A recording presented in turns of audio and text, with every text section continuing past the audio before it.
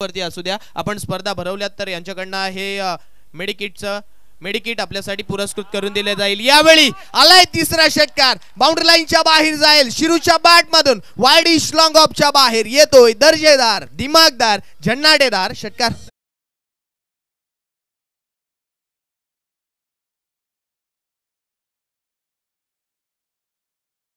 एत्री सोगाव संघाचा त्याला पुन्हा एकदा बांधणं गरजेचं आहे, परंतु यावेळी सुद्धा शिरूने दाखवलाय आपला बॅटचा दम। चेंडू पुन्हा एकदा होतोय, चेंडू बाउंड्री लाईनच्या बाहेर फरार, चौकार।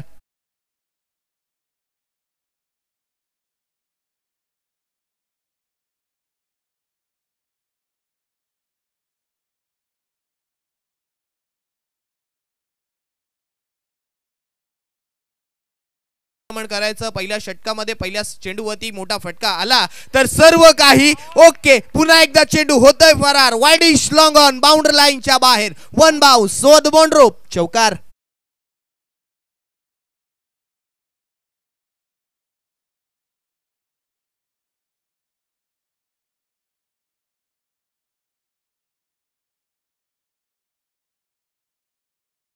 पी चषकाचा थरार पाहतोय आणि या पीएनपी चषकामध्ये आता 19 धावसंख्येची गरज।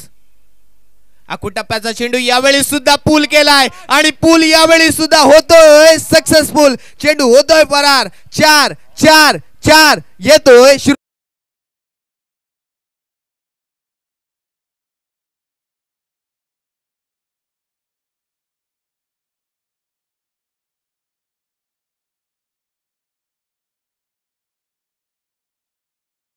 आपण जर पाहिलं तर डान्सिंग डाऊन द विकेट येऊन खेळला गेलेला फटका डीप तिसऱ्या षटकाचा खेळ चालू आहे। जयेश राजभर जो फ्रेंड्स ग्रुप आशुरे संघाचा गोलंदाज आहे त्याच्यावरती एक लाजवाब फटका, स्विचिटचा फटका चाललाय बाउंड्री लाईनच्या बाहेर, शिरूच्या बॅट मधून येतोय हा दर्जेदार पुन्हा एकदा षटकार।